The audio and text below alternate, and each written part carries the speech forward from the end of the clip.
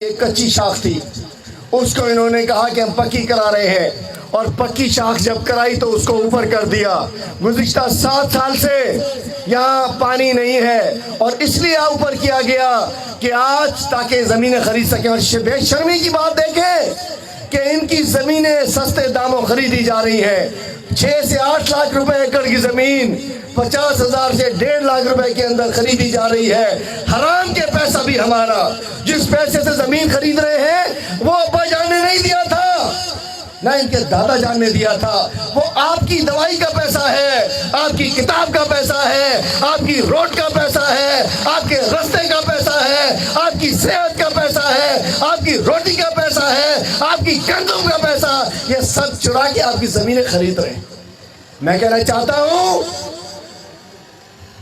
علی حسن زرداری، سن لو، اس election میں جو بھی تمہیں میں سے کھڑا ہوگا، تم ہو جاؤ، تمہارا بیٹا ہو جائے یا کوئی اور بیٹر آ جائے، جو بھی کھڑا ہوگا انشاءاللہ یہ گھوڑا باڑی واسی انہیں کے پاتر رہنی کھڑا، انشاءاللہ ٹماٹر کھڑا، بیٹن سے استقبال کرنا، چوتیوں سے استقبال کریں گے، انڈے سے استقبال کریں گے، ٹماٹر سے استقبال کریں گے، اس لیے کہ تم نے ظلم کیا ہے، پانی بند کیا ہے، رزق چھینا ہے۔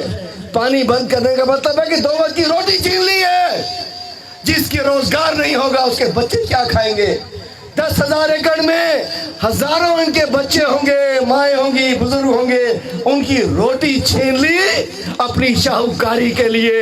اس کی بد دعا، ان اچھی داڑھی والوں کی بد دعا تمہیں لگے گی۔